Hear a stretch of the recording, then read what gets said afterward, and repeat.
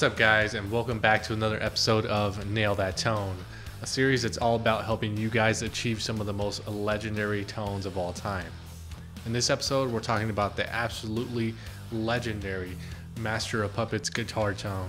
There's a lot of cool stuff to talk about as always, so let's get into it. What's up, guys? So in this week's episode, we're talking about, of course, the legendary Master of Puppets, which is also a personal favorite of mine. So as always, with the Nail That Tone series, the first thing we're talking about is finger tone. So for finger tone in this episode, I really want to highlight James Hetfield's really amazing tightness in his rhythm playing, but also the endurance that it takes to play one of these songs, especially to play it and record it so tightly, which is kind of what we hear on the record. It's probably at least 4 tracks of super tight, heavy rhythm guitar that's not easy to either record or play. So for this episode, I really wanted to talk a little bit about that and talk about the importance of that and how that can affect our tone. And I also feel that I think one of the reasons why what you guys heard sounds very similar to the record is because it is very tightly recorded, and I did have to re-record until I got some good tracks that I felt were tight and sounded similar to what we heard on the record. So now we're talking about what was used on the actual record.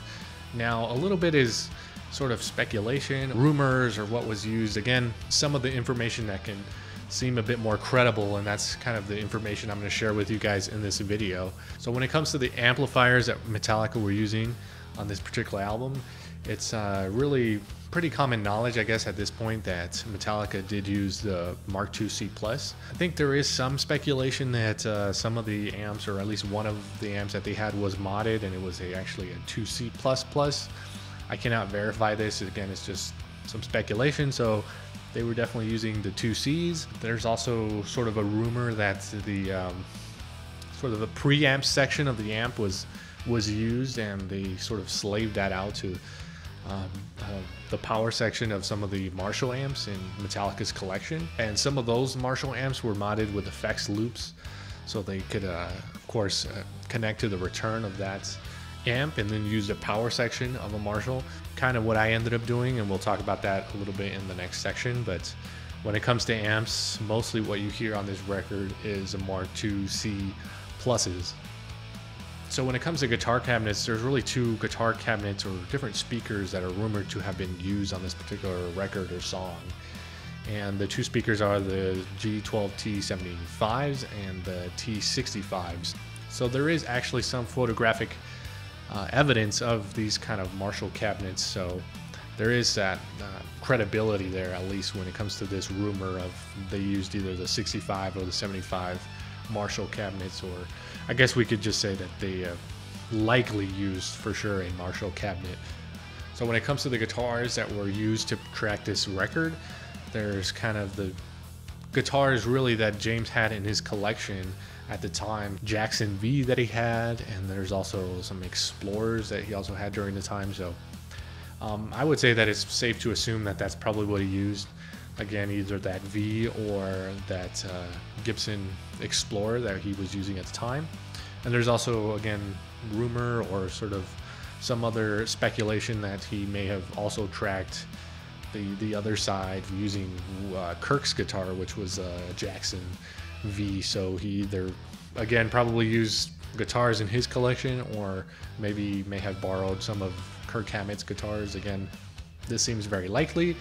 And of course, we do have some photographic evidence to also kind of show that they had these guitars in the studio, and that's probably likely what they used. So when it comes to the microphones they used to record this particular album, there are some small notes that are still, I guess, kept or were archived by the producer Fleming, where he talks about that he used a SM57 and I think a condenser mic on the guitar cabinet for the recording sessions of Master of Puppets. It's very likely that this is what they used, and again, if it's coming from the actual producer, it's very likely that's what they used on this particular record.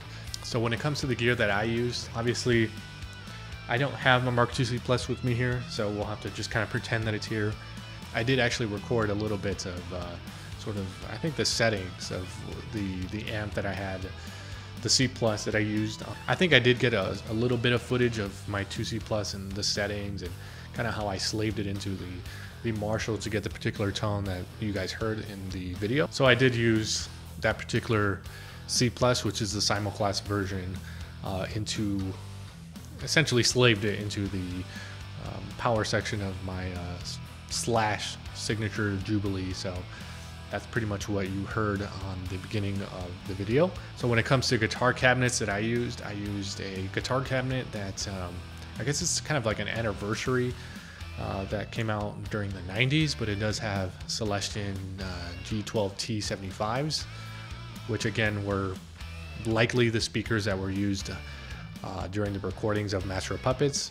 So when it comes to microphones, I actually use my SM57, and I only use that microphone. I don't have this giant collection of microphones in my mic collection. I have a few, but the SM57 always kind of works for me, and it's pretty simple and easy microphone to set up and use, so it's always kind of what I kind of just default to using. So I just used one on that particular cabinet.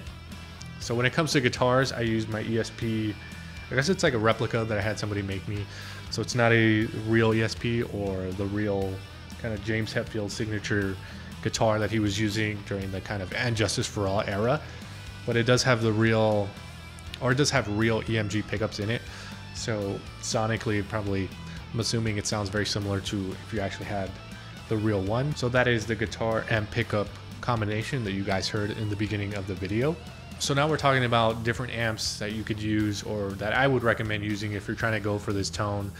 I would definitely recommend using any Mesa Boogie amplifier, even if it's a different version. It doesn't actually have to be, in my opinion, at all a real 2C Plus or anything like that. I do think that's the stuff that Mesa makes. I think I'm kind of a little bit of a Mesa fanboy. So if you're going for the Master of Puppets tone, in my opinion, using any Boogie, whether it's a tri-axis, one of the rack mount stuff like the Studio, or any of the Mark series, even of some of the cheaper stuff like the dual calibers, and the kind of, as long as it kind of has that ability to kind of scoop out the mids and kind of shape the sound a bit, is definitely the amp that I would recommend. When it comes to guitar cabinets, I would say any 1960A or B, of course, because that's going to have the T75s or the 65s in it. So using that Marshall cabinet is a good quality cabinet, and they're pretty common and also pretty cheap.